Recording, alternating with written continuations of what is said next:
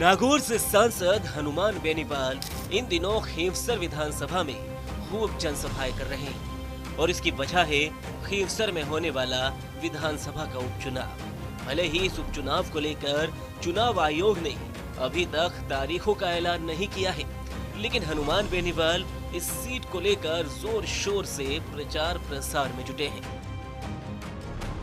बेनीवाल अपनी जनसभाओं में अक्सर राजस्थान में तीसरी पार्टी के रूप में अपनी उपस्थिति की बात करते हैं और दावा करते हैं कि इससे पहले कभी ऐसा नहीं हुआ। तो चलिए हनुमान बेनीवाल की तीसरी पार्टी की दस्तक और उनके दावे के पीछे क्या सच्चाई है उसकी एक बार बात कर लेते हैं।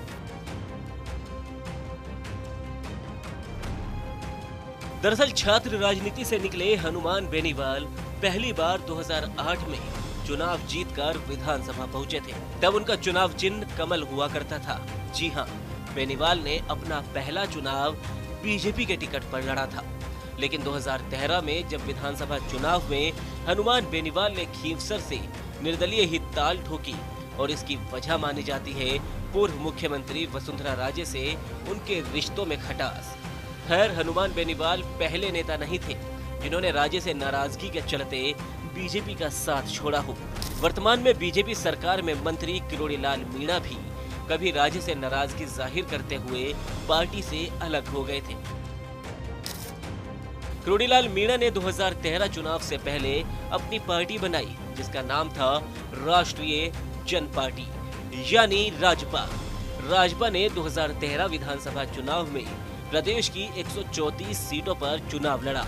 खुद किरोड़ीलाल मीणा सवाई माधोपुर विधानसभा से मैदान में उतरे, लेकिन यहां उन्हें पहली बार चुनाव लड़ने वाली दिया कुमारी से हार का सामना करना पड़ा। राजपा को 2013 में 4 सीटों पर जीत मिली और पार्टी को 4.35% वोट मिले।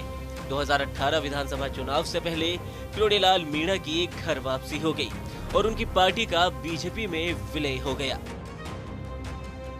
2018 में जब किरोड़ीलाल मीणा की पार्टी का विलय हुआ, उस वक्त राजे से नाराज एक और नेता थे, घनश्याम तिवारी, जो कि मौजूदा वक्त में बीजेपी से ही राज्यसभा सांसद है।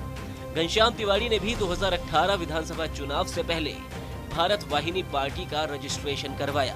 पार्टी ने 200 में से 80 सीटों पर अपने प्रत्याशी उतारे, लेकिन जब विधानसभा चुनाव के नतीजे आए तो तिवारी के हाथ निराशा ही लगी, क्योंकि यहाँ उनकी पार्टी का खाता तक नहीं खुल पाया।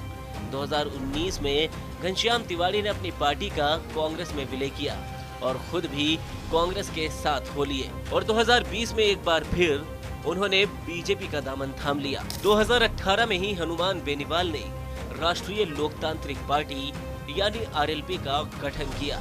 200 विधानसभा सीटों वाले राजस्थान में आरएलपी ने 58 सीटों पर अपने उम्मीदवार उतारे, जिनमें से उन्हें 3 पर सफलता भी हासिल हुई।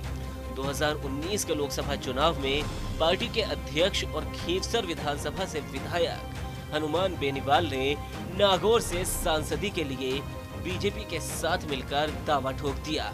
2019 में बेनीवाल सांसद बन गए और फिर खींवसर विधानसभा सीट पर उन्होंने अपने भाई नारायण बेनीवाल को मैदान में उतारा। 2018 में 3 विधायक, 2019 में एक सांसद के साथ हनुमान बेनीवाल ने प्रदेश में तीसरे दल के रूप में अपना दावा मजबूत करना